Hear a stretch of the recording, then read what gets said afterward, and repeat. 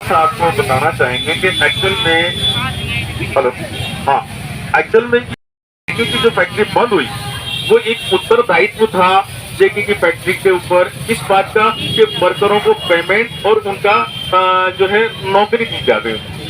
तो सरकार ने इसका एक रास्ता निकालने के लिए एक ट्राइपार्टी एग्रीमेंट किया जिसमें मजदूर यूनियन थी, अराफात ग्रुप का और सरकार की मध्यस्थता के साथ वो एग्रीमेंट कंप्लीट हुआ।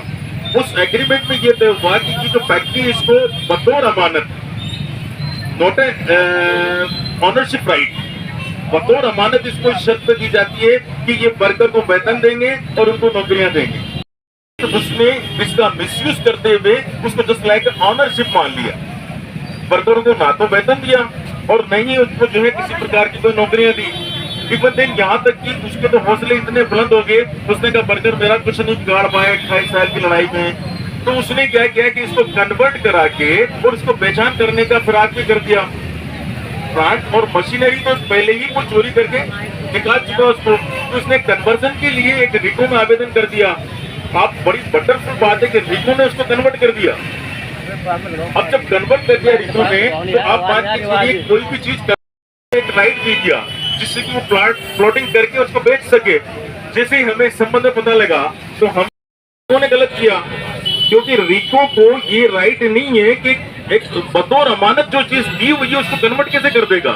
इस पर जो वहां पर एक उनके जो मैनेजर थे गर्ग साहब, उन्होंने बढ़िया रिश्वत ली थी गर्ग साहब को, इसमें जो उनके खिलाफ कार्रवाई हुई और वो ऑर्डर उनको वापस लेना पड़ा रही थी। उस ऑर्डर के खिलाफ अराफात ने फिर अपने आदेश सेट करके और चीफ जस्टिस से उस पर स्टे ले लिया। देन आफ्टर वो सारी चीजें गलत थी तो वो कैंसिल हुआ।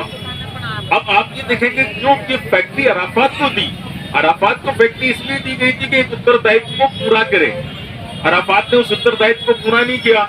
आज सरकार ने इसको अधिग्रहण किया है फैक्ट्री को, तो जो उत्तरदायित्व उस फैक्ट्री पर था उस उत्तरदायित्व सहित ही अधिग्रहण हुआ। तो आपका पेमेंट सबका सुनिश्चित है और आप सब लोगों की इतनी बढ़िया चीज है कि आज जैसे जो हम मान के चले कि अनाधिकृत व्यक्ति के पास जो चीज फंसी हुई थी उसको सरकार ने अपने हाथों में ले लिया और सरकार का बहुत अच्छा प्रयास है। अब हमें सरकार से ये मांग की जानी चाहिए कि ये शीघ्र इनका जो भी वेतन जो भी डिस्बर्समेंट है, आज ये जमीन केडीए को आवंटित होगी और केडीए इस पर प्लानिंग करे और शीघ्र इनका सबका पेमेंट दे। और जो भी अगर कोई नए उद्योग आते हैं तो एक इसमें एक आपकी मांग ये भी होना चाहिए बढ़िया तरीके से कि नए उद्योग आते हैं तो जो लोग आज जिस स्थिति में है उनको बच्चों को रोजगार दे उनके स्थान पर। क्या कोई अगर मान लो केडीए उसमें प्लानिंग करती है और कोई उनको वेतन देने में असमर्थता है तो उसमें इनको अपने रोजगार स्थापित करने के लिए कोई छोटे भूखंड उपलब्ध कराए, जिससे कि ये लोग जो इन्होंने अपना जीवन पूरा लड़ा है अपने बच्चों की आजीविका उसमें सेट कर सके। इन सभी शब्दों के साथ मजदूर वर्ग के आंदोलन में एक नया इतिहास आपने पैदा किया। ये शायद कहीं ऐसी मिसाल होगा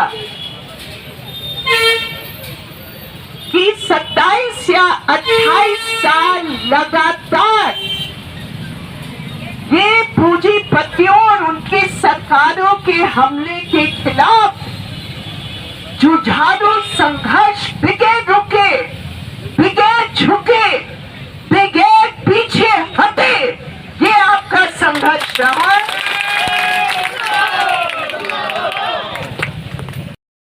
की ट्रेड यूनियन आंदोलन में, मजदूरों के आंदोलन में आपने एक रिकॉर्ड कायम किया है जिसके लिए मैं आपको बधाई देती हूँ।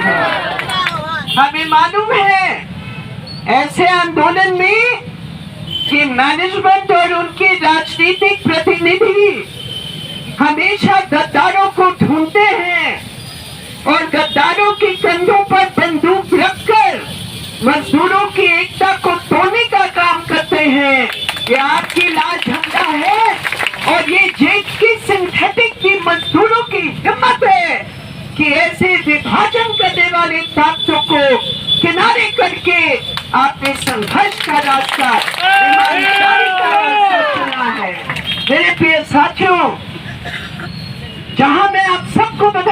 हूँ,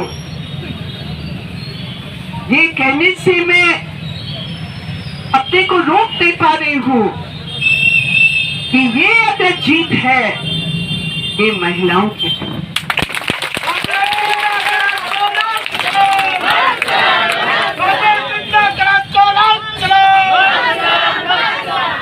हमने देखा अपने अनुभव में ट्रेड यूनियन के साथ जुड़कर, जब भी हमने हड़तालों को देखा और जब कोई हड़ताल होती है, मजदूर का वेतन कटता है, तो उस मजदूर परिवार को चलाने के लिए मजदूर की औरत खड़ी हो जाती है हिम्मत के साथ। आज अगर जेके सिंथेटिक की मजदूरों की एकता आज इतना मजबूत है, उसका बहुत बड़ा श्रेय हमारे मजदूरों के परिवार में हमारे बहनें हैं। पुष्पा जी मुझे बता रही थी, जब वेतन बंद हुआ, जब कारखाना बंद हुआ, जब मजदूरों के परिवार में भूख का छाया फैला हुआ था, ये औरतें थी जिन्होंने बीड़ी बांधा, ये औरतें थी जो घर में काम करके कहीं न कहीं आमदनी का रास्ता अपने काम के आधार पर ढूंढकर उस भावना को जिंदा रखा कि हम झुकेंगे नहीं, परिवार बचेगा, संघर्ष बचेगा, जीत हमारी होगी। और इसलिए मेरी प्रिय बहनों, मैं जेके सिंथेटिक मजदूर परिवार के हमारी बहनों को और हमारी बेटियों को मैं लाल सलाम पेश करती हूँ। आप हैं तो संघर्ष है, आप हैं तो ये मजदूर बचेगा। आप भी मजदूर हैं और उस मजदूर की इज्जत बचाने के लिए आपने जो ऐतिहासिक कदम लिया है, मैं आपकी इज्जत, आपके लिए स्नेह मेरा दिल में भरा हुआ है। बहुत बहुत धन्यवाद और सलाम।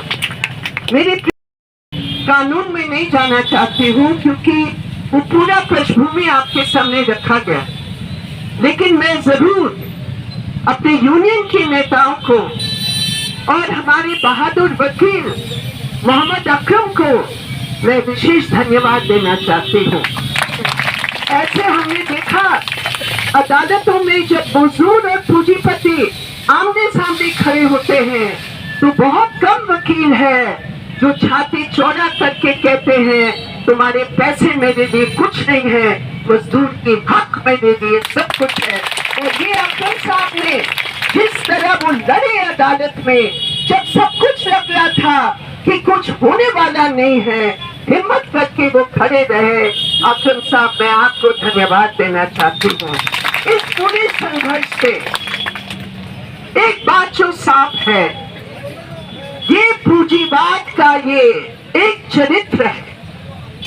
मुनाफा के लिए जब फैक्ट्री चलता है तो मजदूरों का श्रम लूटते हैं, और जब किसी कारण वो मुनाफा दिखता नहीं है क्योंकि उनके आपस के मुनाफा का जैसे बंदरबाट होता है, उस मुनाफा को परिवार में बांटने के संघर्ष में फैक्ट्री बंद कर देते हैं, तो वो पहले सोचते हैं कि मजदूर की वेतन को समाप्त करके अधिकार को हम इससे बच जाए। 260 करोड़ रुपया, और उसमें अगर हम ब्याज लगा ले तो कितना बनेगा, उसका डबल होगा। 500 करोड़ रुपया आपके खाते में लिखा हुआ है। ये है,